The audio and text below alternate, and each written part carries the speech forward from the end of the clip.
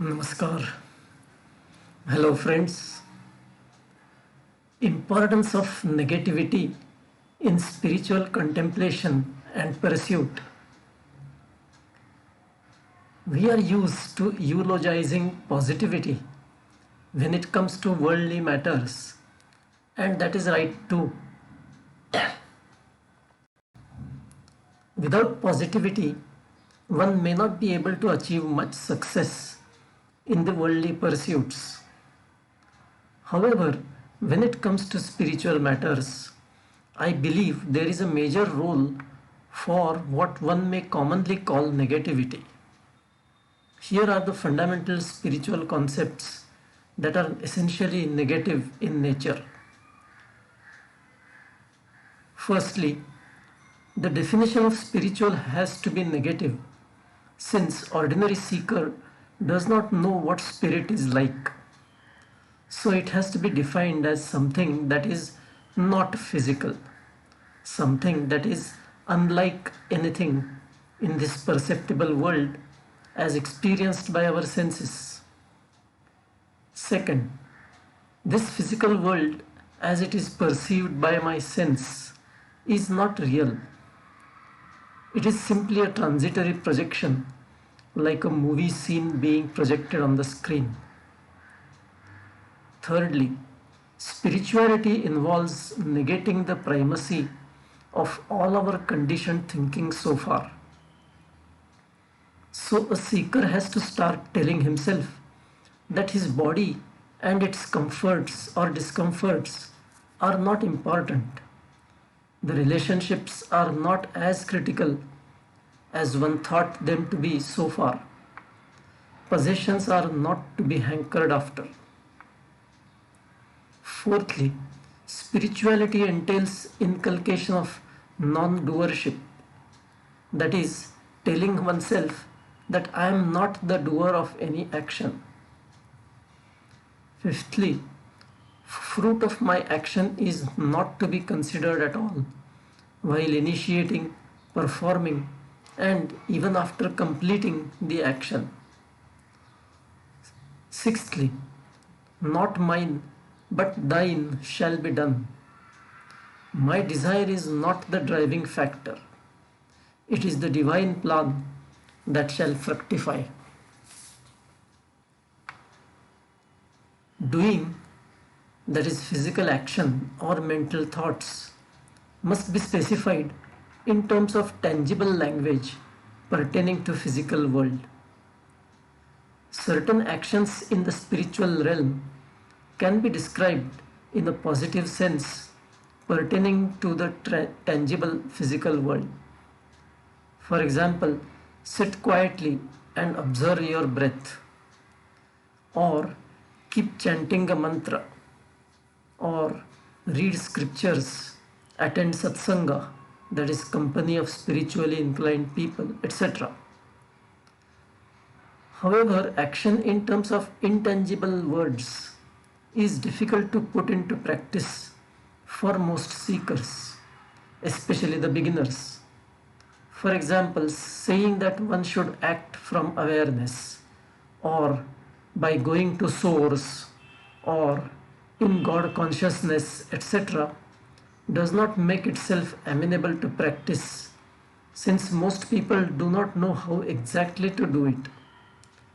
Even exhortations like watch life as if it is a movie are difficult to practice, since one will say that the happenings on the movie screen do not affect him physically. However, those in real life do. So how can one take life as if it is a movie? A better way is to describe action in negative terms pertaining to tangible objects or concepts. Some examples are as follows. We should not eat or sleep too much. We should not act purely from self-interest. We should not remain engrossed all the time in selfish thoughts. We should not be attached too much to our near and dear ones. We should not keep thinking all the time about future. We should not keep going back to the past too much. We should not take life too seriously. Sincere spiritual seekers can put these into practice gradually and increase their scope and intensity.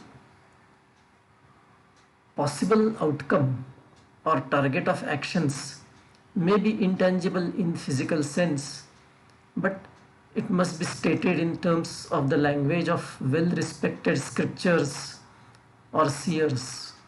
For example, attaining a desireless state, attaining liberation, attaining moksha, attaining detachment, that is vairagya, etc.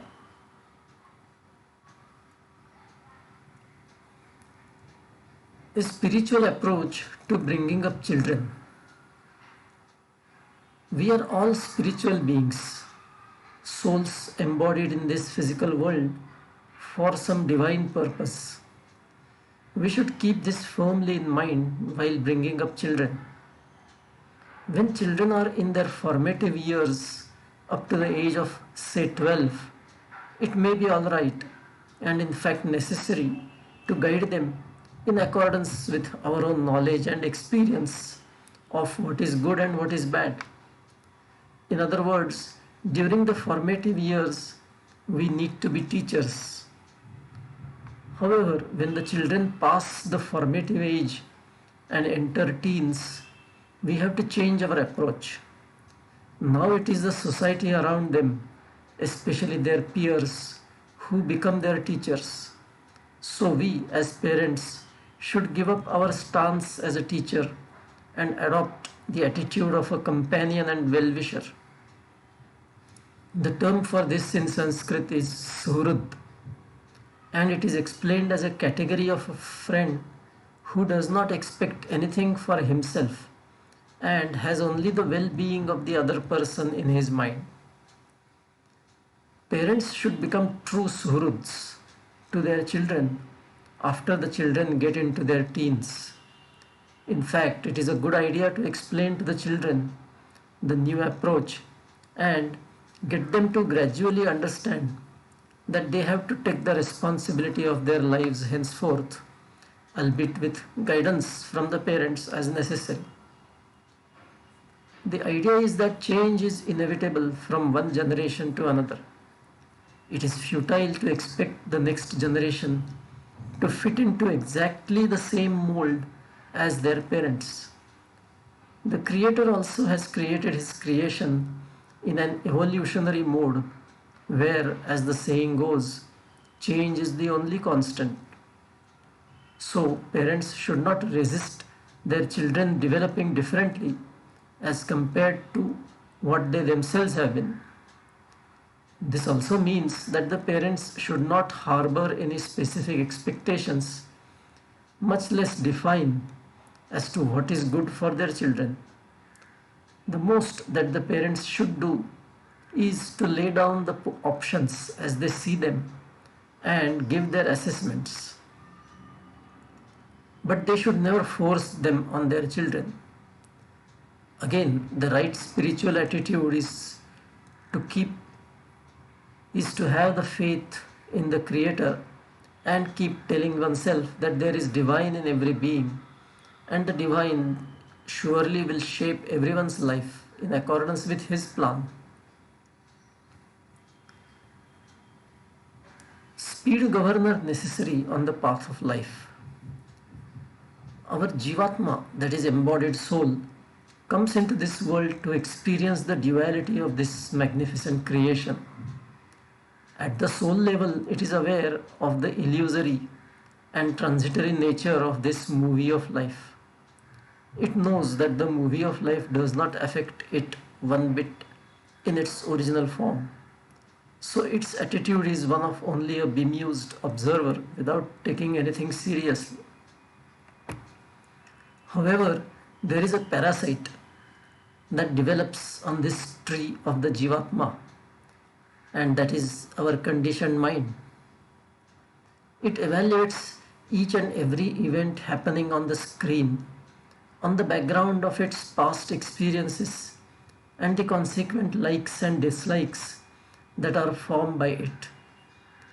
It is like an emotional person watching a movie and developing a sympathy for the suffering heroine or a hatred for the villain. This conditioned mind of ours occupies our consciousness so totally that the original Jivatma, who is only an observer, gets relegated to the subconscious. The path followed by the mind is a downward incline, with desires and undesires being the motive force.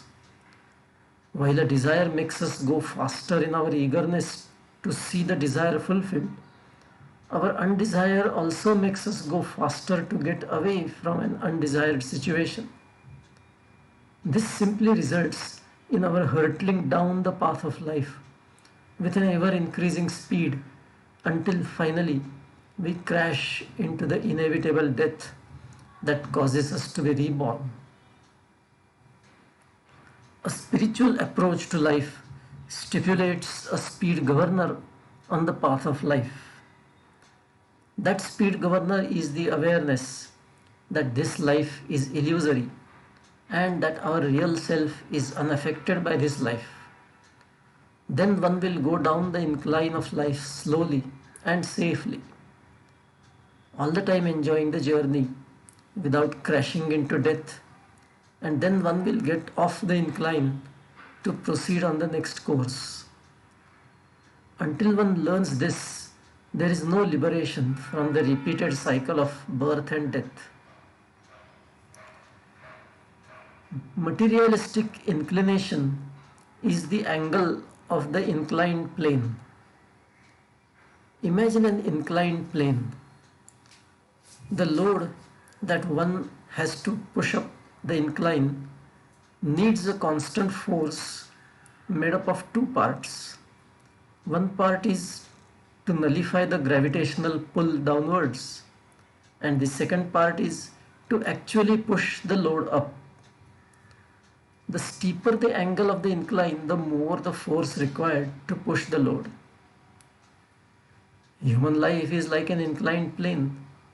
Its angle is the materialistic inclination. More materialistic one is, the more difficult the life is because of the inevitable higher amount of suffering.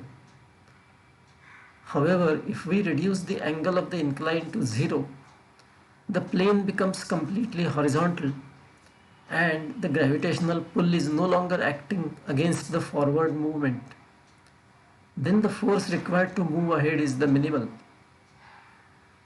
Likewise, if we discard our materialistic inclinations completely, life becomes totally spiritual and easygoing. I will stop here today and see you the next time. Until then, bye. Take care.